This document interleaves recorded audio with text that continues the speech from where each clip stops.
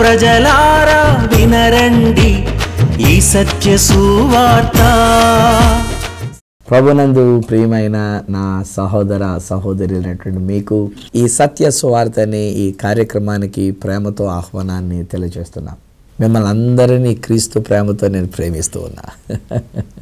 మనం ఒకరి ఎడల ఒకరు ప్రేమ అనురాగము కలిగి మనం జీవించాలి. నిందలు వేసుకోవద్దు, మనం అనవసరంగా వ్యర్థమైన అపోహలు పెట్టుకోవద్దు, వ్యర్థమైన ఆలోచనలు పెట్టుకోవద్దు, కలవరాలు పెట్టుకోవద్దు, అనవసరమైన మెట్టలు అనవసరమైనటువంటి కొండలు మనకి మధ్యలో మనం కలుగు చేసుకోవద్దండి. మనం అందరం సంతోషంగా సమాధానంగా సాగిపోదాం. ఇప్పటికే ఇంకా ఆల్మోస్ట్ ఈ జనవరి నెల అయిపోవచ్చింది, లాస్ట్ డేస్లోనికి మనం వచ్చి ఉన్నాం. ప్రభు త్వరగా వచ్చేసేటువంటి పరిస్థితులు మనం చూస్తూ ఉన్నాం. ఎక్కడ చూసినా ప్రపంచంలో ప్రతి విషయంలో కూడా ప్రభు రాకను గురించినటువంటి విషయాలే కదా కనబడుతూ ఉన్నాయి. మరి అలాంటప్పుడు మనమందరం కలిసి ఒక మంచిగా అన్యోన్యంగా కలిసిమెలిసి సోదర సోదరి మనంగా మనం ఉందాం. డజంట్ మ్యాటర్ అబౌట్ రిలీజన్, మతాన్ని గురించి మనం అనవసరమైనటువంటి వాగ్వాదాలు పెట్టుకోవద్దు.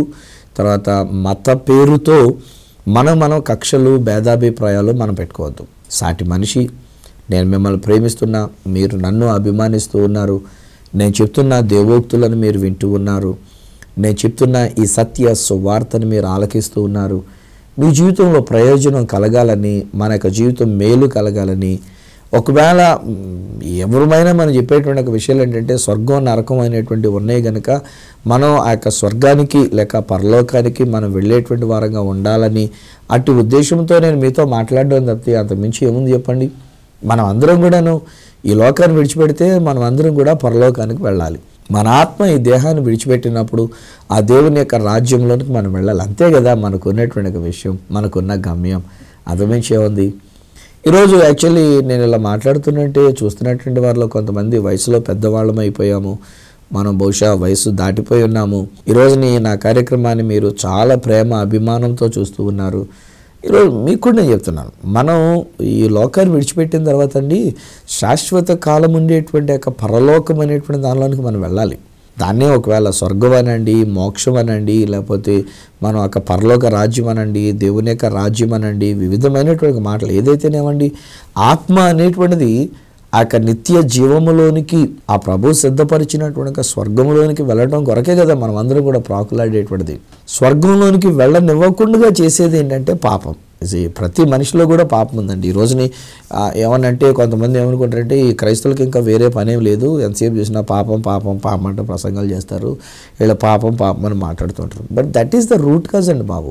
పాపం అనేటువంటిది, ఆ పాపపు ముళ్ళు, పాపం అనే ఈ కొండ చాలా భయంకరంగా పెరిగిపోతుంది.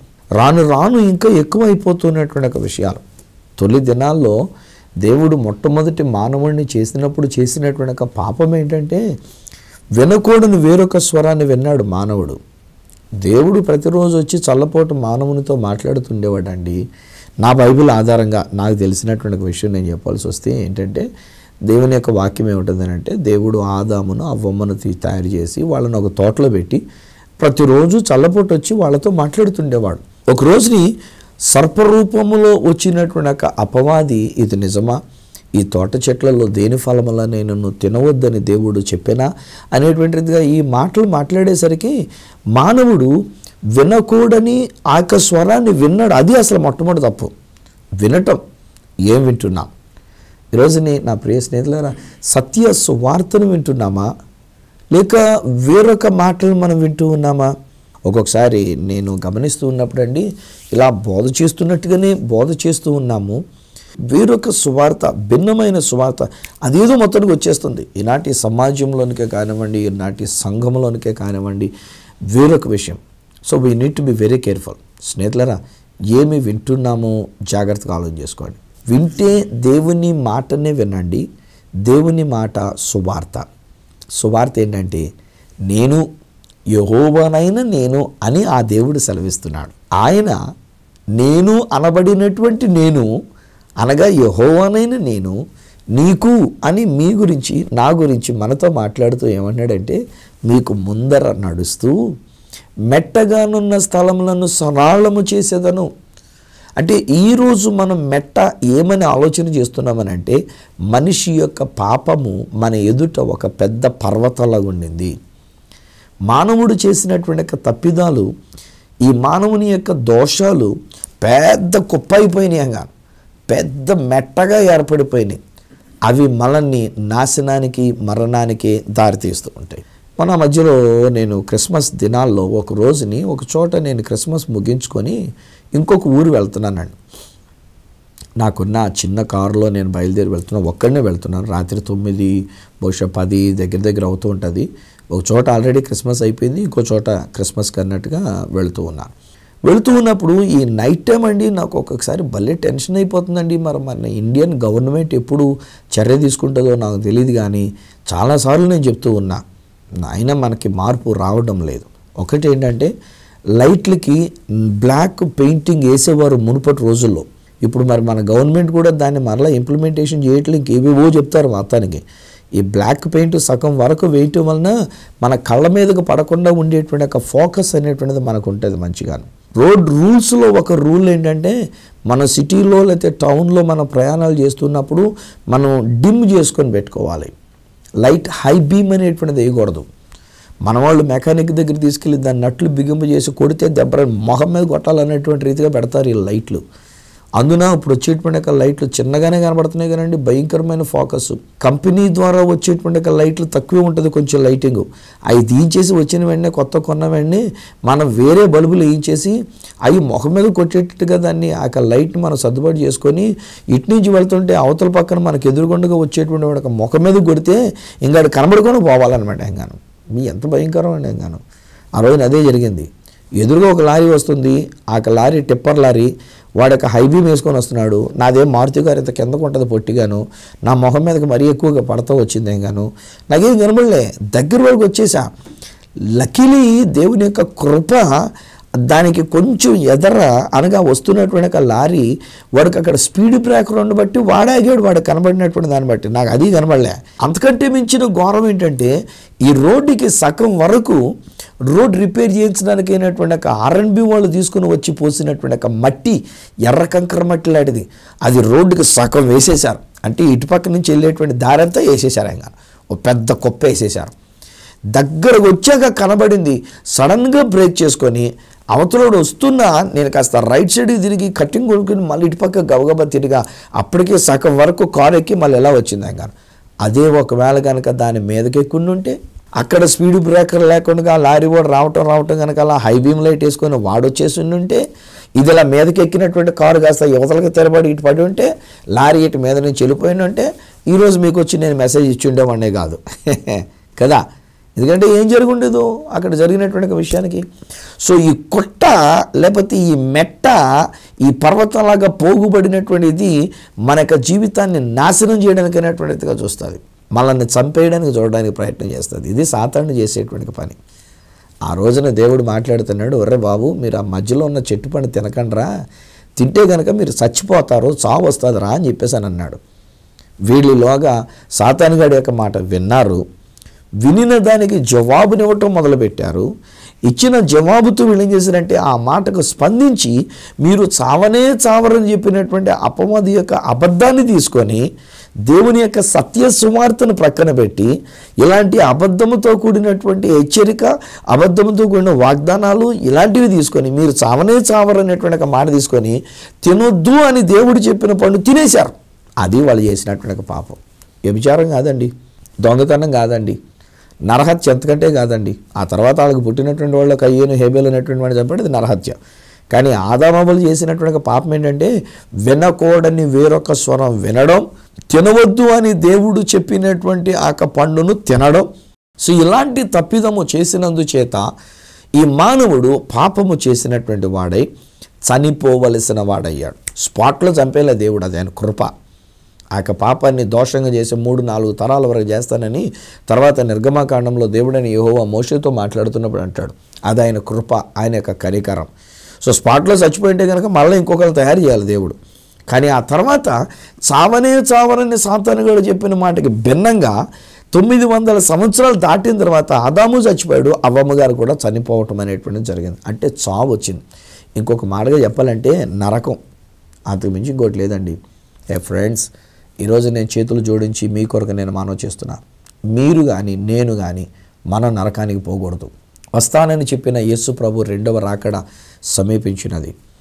తాను సిద్ధపరిచిన స్వర్గానికి మనల్ని తీసుకుని వెళ్ళడానికి యేసు ప్రభు రాబోతూ ఉన్నారు.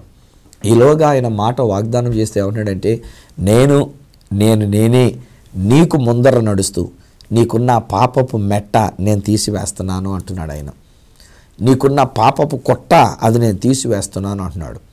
నీకున్న పాపమనే ఆ కొండ అది నేను తీసివేస్తున్నాను అంటున్నాడు.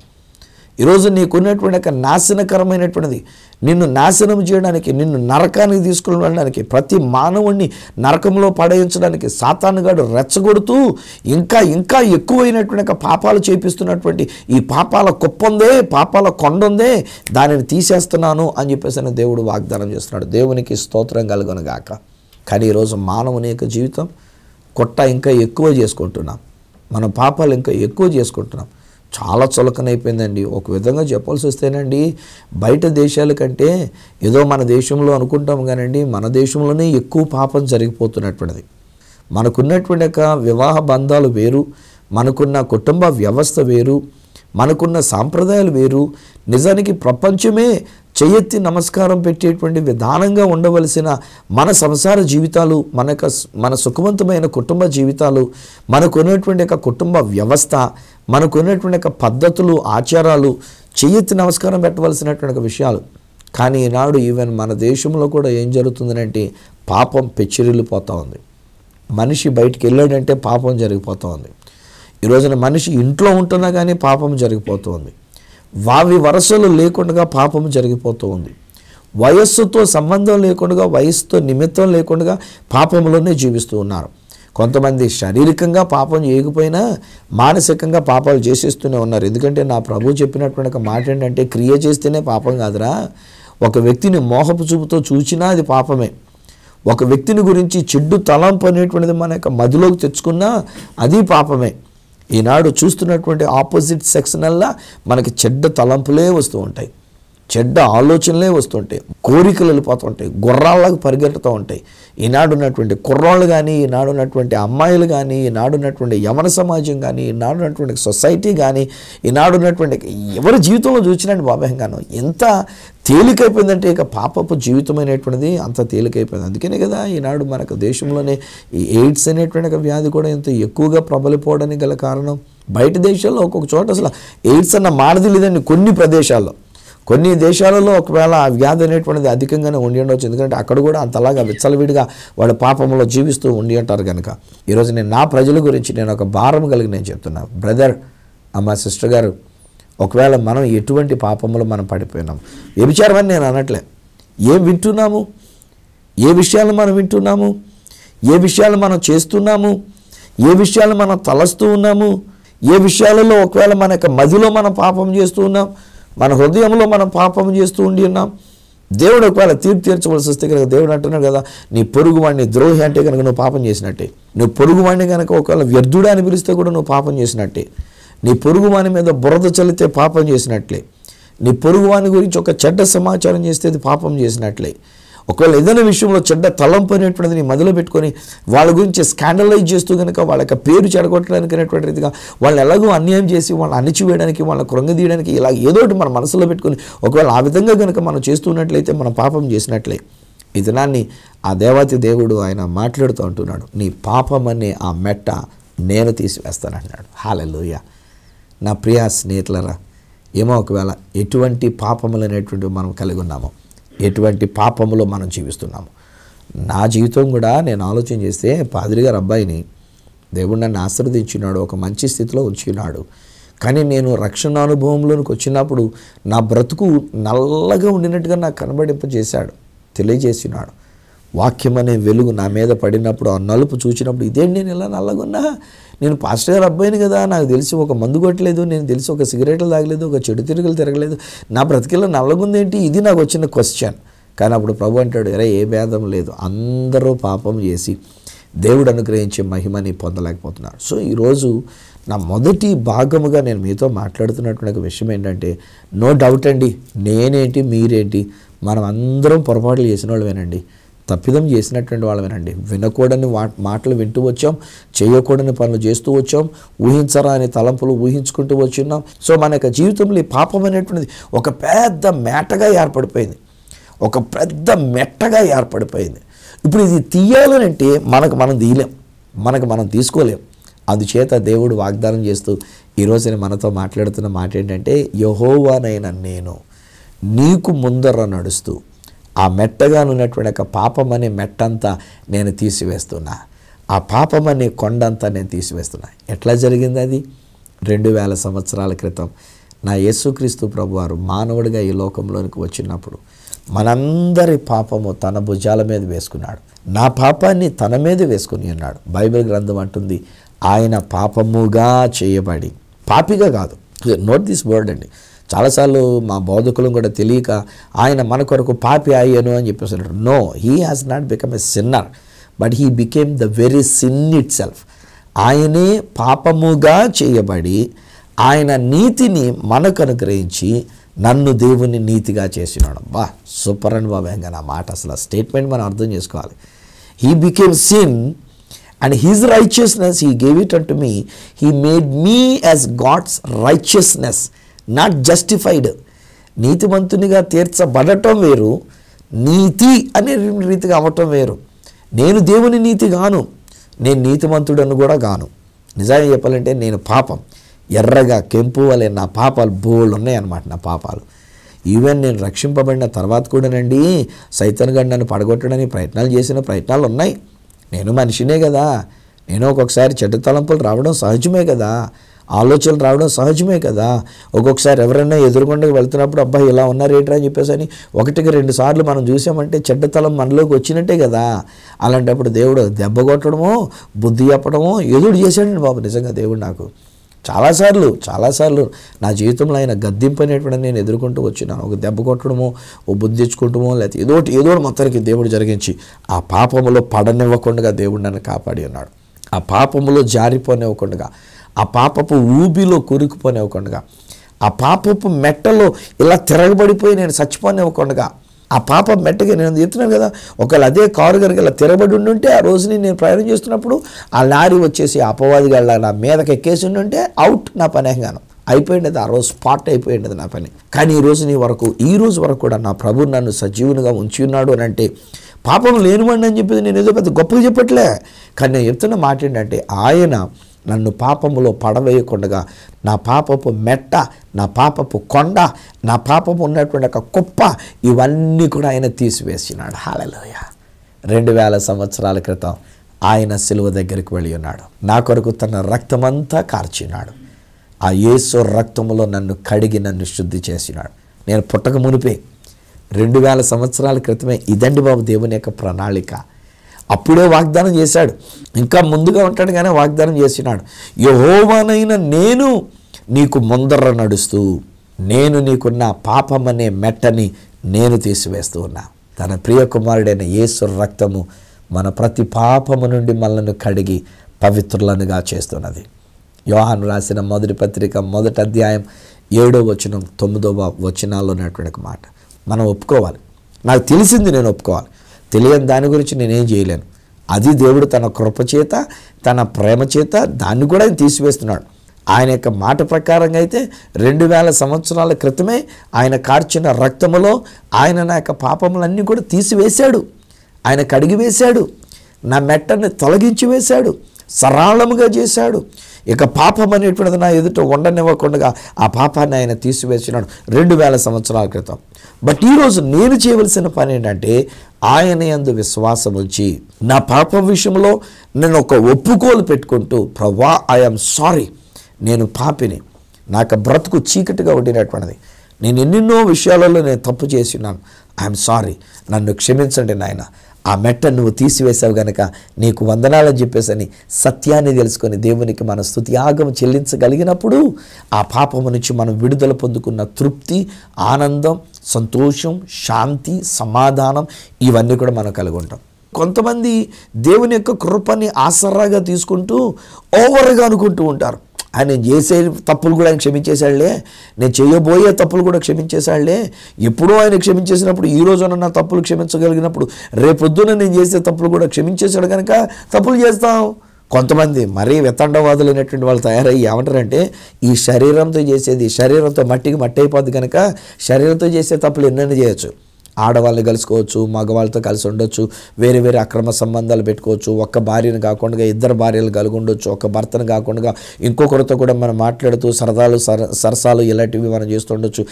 ఏముంది ఇందులోనే, కానీ ఇది ఓన్లీ శరీరం. మనకు ఉన్నటువంటి దాహం మనం మంచినీళ్ళు తాగి తీర్చుకున్నట్టు కానీ మన దాహాన్ని, శరీర దాహాన్ని తీర్చుకున్నామంతే. ఇందులో ఏముంది, ఇది పెద్ద తప్పేమి కాదు ఇలాగని చెప్పేసి అనుకొని సర్దుమణిగించుకొని కొంతమంది పాపాన్ని ఇంకా కూడగట్టుకుంటున్నారు. బీ కేర్ఫుల్, ప్రభు త్వరగా వచ్చేస్తున్నారు. ఈరోజు నేను చెప్తున్నా స్నేహితులారా, ప్రభు రాకడ చాలా సమీపించింది. ప్రభు వచ్చేదాకా ఇలాగే ఆటలాడుకుంటూ కూర్చుంటే ఇంకా నువ్వు పాపములని కనుక జీవిస్తుంటే, వ్యభిచారం ఒకటే కాదు పాపం అంటే, సంఘముల భవిష్యత్తు నువ్వు చేస్తున్న పనులు అది దేవునికి తెలుసు. ఈరోజు నీ క్రైస్తవ సమాజాన్ని కూడా నేను గద్దిస్తూ ఉన్నాను. బహుశా నువ్వు సంఘంలో ఏ రీతిగా ఉంటూ ఉన్నావు, సమాజంలో నువ్వు ఏ రీతిగా ఉంటున్నావు, ఒక్కొక్కరితో నువ్వు మాట్లాడుతున్నప్పుడు ఎటువంటి ఉద్దేశాలతో నువ్వు మాట్లాడుతున్నావు, నీ తలంపులు ఏమై ఉన్నావు, నీ ఆలోచనలు ఏమై ఉన్నావు, నీ ఊహలు ఏమై ఉన్నావు, నువ్వు ఏ విధమైనటువంటి మాటలు నువ్వు వింటూ ఉండి ఉన్నావు, ఏ విధమైన మాటలు నువ్వు మాట్లాడుతూ ఉండి ఉన్నావు, ఎవరిని గురించి ఎలాంటి మాటలు మనం మాట్లాడుతూ ఉండి ఉన్నాము, ఇవన్నీ కూడా దేవుని యొక్క దృష్టిలోనికి పాపంలోనికి వచ్చేటువంటివే. జాగ్రత్త స్నేహితులారా, ప్రభు రాకడ సమయానికి నువ్వు ఇంకా పాపంలో ఉంటే ఖచ్చితంగా నిత్య నరకం అనేటువంటిది ఉండింది. ఆ నరకంలోనికి పోవడం జరుగుద్ది. ఈరోజుని ప్రభు మాట్లాడుతుంటున్నాడు, కమ్, ప్రభు నీకు ముందర నడుస్తున్నాడు. ప్రభు నీ పాపం అనేటువంటి మెట్టను తీసివేయడానికి సిద్ధంగా ఉన్నాడు. తీసివేశారు. నిజాన్ని చెప్పాలంటే 2000 సంవత్సరాల క్రితమే ఆయన సెలవులో కార్చిన రక్తంలో నీ మెట్టను కడిగేశాడు, నీ మెట్టను తుడిచేశాడు, నీ యొక్క పాపం అనే యొక్క మెట్టని కొండను తీసేశాడు ఆయన. ఈరోజున మనం యేసు దగ్గరికి వచ్చి ఆయన రక్తములో మనం కడగబడతాం, మన పాపాన్ని ఒప్పుకొని విడిచిపెడతాం. ఇక మీదట ఆ పాపము జోలికి మనం వెళ్ళొద్దు. దావీదు అంతటి వాడే పాపం చేశాడు కదా. అభిషక్తుడు, దేవుని చేత అభిషేకించబడినటువంటి వాడు, ఒకరోజు నీ చూడకూడని విషయాన్ని చూచాడు. ఆమె స్నానం చేస్తున్నటువంటి ఆమెను చూచి ఆమెను ఇంటికి రప్పించుకొని ఆమెతో పాపము చేసి మరలా పాపాన్ని కడిగి వేసుకోవడానికి భర్తను రప్పిస్తే ఆయన అక్కడికి అంగీకరించకపోతే ఆ భర్తను చంపించేసి భయంకరమైనటువంటి పాపం చేశాడు. దైవజనుడు నాతాన్ అనేటువంటి ఒక ప్రవక్త వచ్చి గద్దిస్తూ రాజునే సూటిగా ఖండించి, ఆ తప్పు చేసినవాడు నువ్వే, సావవలసిన వాడు నువ్వే అని చెప్పేసరికల్లా తిరగబడలే, టీవీ కట్టేలే, వెంటనే ఛానల్ మార్చేలే. వెంటనే ఆయన పశ్చాత్తాపడినాడు. అయ్యో ప్రభా, ఐఎమ్ సారీ, నేను తప్పు చేశాను, ఆ శిక్ష నా మీదకే ఉండాలి, ఐఎమ్ రియల్లీ సారీ, పశ్చాత్తాపడి అంటాడు. నీ రక్షణ ఆనందాన్ని మరలా నాకు దయచేయండి, నీ పరిశుద్ధాత్మను నా యొద్ద నుంచి తీసివేయకండి, నీ సన్నిధిలో నుంచి నన్ను త్రోసివేయకండి. తోసివేయలే దేవుడు దావీదును క్షమించాడు, తన యొక్క మెట్టను తీసివేశాడు, నిర్దోషిగా ఆయనను తీర్పు తీర్చున్నాడు. కోర్స్ ఒక చిన్న శిక్ష అనేటువంటిది అప్పుడు పుట్టినటువంటి ఒక పాపంలో పుట్టిన కుమారుడు చనిపోయినా ఆ తర్వాత అదే దావీదుకి ఇక బెత్షెబ అనేటువంటి ఆమెకి పుట్టినటువంటి కుమారుడే సొలొమోను. ఆ సొలొమోను గారిని రాజరికంలోంచి దావీదు తర్వాత రాజుగా ఆయన నిలబెట్టి ఉన్నాడు, మందిరాన్ని కట్టేటువంటి ఒక అవకాశాన్ని ఇచ్చినాడు. అదే మందిరం ఇప్పుడు కట్టబడబోతుందండి. ఆనాడు సొలొమోను రాజు కట్టించినటువంటి ఒక మందిర స్థానే ఇజ్రాయెల్ దేశంలో ఇప్పుడు మందిరం కట్టడానికి అయినటువంటి సన్నాహాలు జరుగుతున్నాయి. ప్రభు రాకడ కొరకైనటువంటి ఒక సూచనలు జరిగిపోతున్నాయి. ఈరోజు నా ప్రశ్న, ఈరోజు నీవు నీ పాపం అనే మెట్ట తీసివేయబడి ఉన్నదా? యేసు రక్తముతో నువ్వు కడగబడి ఉన్నావా? నువ్వు రక్షణ నువ్వు అనుభవిస్తూ ఉండి ఉన్నావా? యేసు ప్రభు ఇచ్చే పాప క్షమాపణ నువ్వు పొందుకొని ఉన్నావా? ఆ దేవాతి దేవుడు మనకు కలిగించినటువంటి ఒక అద్భుతమైన అనుభవాన్ని మనం సొంతం చేసుకొని ఉన్నామా? ఇంకనూ పాపములుంటే నరకం అనేది ఉంది. ఒకవేళ ఈరోజు నా పాపం అనే మెట్ట తీసివేయబడితే స్వర్గం అనేది మన కొరకు ఉండేది. ఆయన అంటున్నాడు, నేను ముందర నడుస్తూ మిమ్మల్ని ఆ స్వర్గాన్ని తీసుకొని వెళ్తాను, నేను నీ చేయి పట్టుకొని నేను నడిపిస్తాను, ఆ పరలోక రాజ్యంలో తీసుకొని వెళ్తానని ఆ ప్రభు మనం పిలుస్తున్నాడు. మరి ఎందుకు ఆలస్యం? రండి స్నేహితులారా, ఆ యేసు రక్తములో మనం కడగబడదాం, మన భయంకరమైన పాపాలన్నీ కూడా తీసివేసుకుందాం. ఎంతవరకు ఈ రోజు వరకు మనం జీవించిన పాపపు జీవితాన్ని మనం తీసివేసుకుందాం, పాపాలను విడిచిపెడదాం, ఒప్పుకొని వాటిని విడిచిపెట్టేద్దాం. ఇకనైనా పరిశుద్ధంగా జీవిద్దామండి. ప్లీజ్ అండి బ్రదర్ గారు, ప్లీజ్ అమ్మా సిస్టర్ గారు, ఒక పరిశుద్ధమైన జీవితాన్ని మనం జీవిద్దాం. ఆ ప్రభు సిద్ధపరిచిన పరలోక రాజ్యాన్ని మన సొంతం చేసుకుందాం. వద్దండి నరకానికి వెళ్ళొద్దు. ఏ ఒక్కరు కూడా తిరగబడిన జీవితం కలిగిండి ఆ లారీ కింద పడిపోయి చచ్చిపోయే ప్రమాదంలోనికి వెళ్ళొద్దు. ఏ ఒక్కరం కూడా సాతాను యొక్క చేతుల్లో కబంధ హస్తాల్లో నలిగిపోయి నరకం అనేటువంటి యాతన మనం అనుభవించొద్దు. నరకం అనేది ఉంది, స్వర్గం అనేది కూడా ఉంది. ఆయన సిద్ధపరిచిన ఆ రాజ్యంలోనికి మనం వెళ్దామా? ఆ ప్రభువుకు మనకు స్తుతి యాగాన్ని చెల్లించుకుంటూ ఆయన మన పాప దోషములన్నింటినీ క్షమించడానికి ఆయన కార్చిన రక్తములో మనం కడగబడిన వారమండి. మన మీద, మన కుటుంబం మీద, మన ఇంటి మీద యేసు రక్తాన్ని ప్రకటిస్తూ యేసు రక్తము ద్వారా ప్రతి పాపము నుండి మనం పవిత్రంగా చేయబడినట్లుగా ప్రార్థన చేసుకుందామా? తలలు వంచండి, కళ్ళు మూసుకునండి. నా చిన్ని ప్రార్థన. తండ్రి, ఈ బిడ్డల కొరకు నేను ప్రార్థిస్తున్నాను. మానవ మాతృలం నాయన, ఈవెన్ నేనైనా ఒక్కొక్కసారి శోధింపడడం అనేటువంటిది సహజం. ఒక్కొక్క వ్యక్తి కనబడినప్పుడు చెడ్డ తలంపులు రావడం, ఒక్కొక్కరి గురించి నేను మాట్లాడేటప్పుడు చెడ్డ మాటలు మాట్లాడడం, ఇలాంటివి ఈవెన్ నేనైనా జరుగుతూ ఉన్నాయి నాయన. మేమందరం మానవ మాతులం.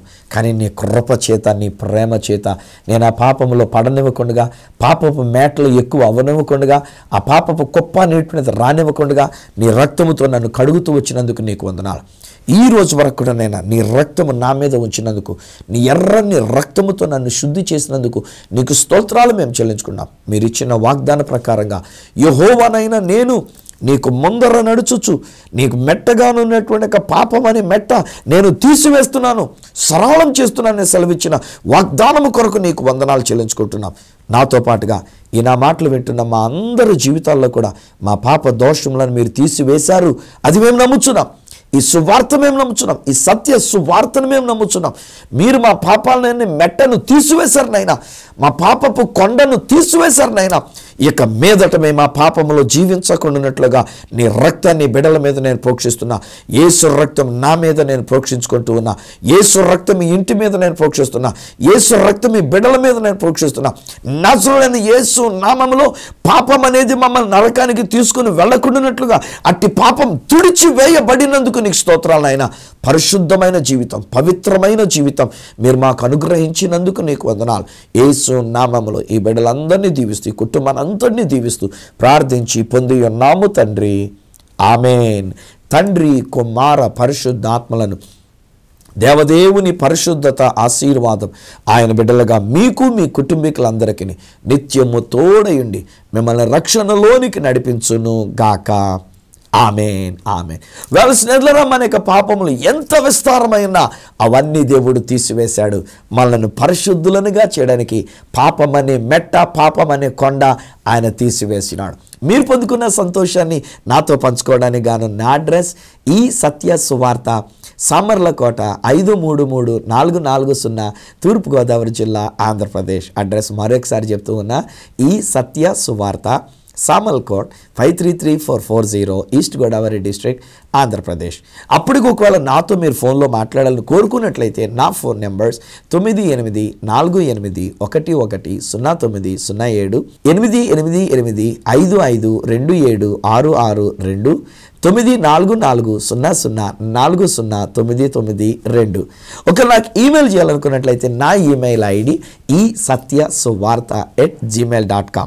మనం వచ్చే వారం ఈ సత్య సువార్త కార్యక్రమంలో మిమ్మల్ని కలుసుకునేటంత వరకు మన పాపం అనే కొండను తీసివేసిన ఆ యేసు రక్తానికి మిమ్మల్ని అప్పగిస్తూ మీ దగ్గర సెలవు తీసుకుంటున్న మీ ప్రియ సహోదరుడు ఈ సత్య సువార్త రాజు.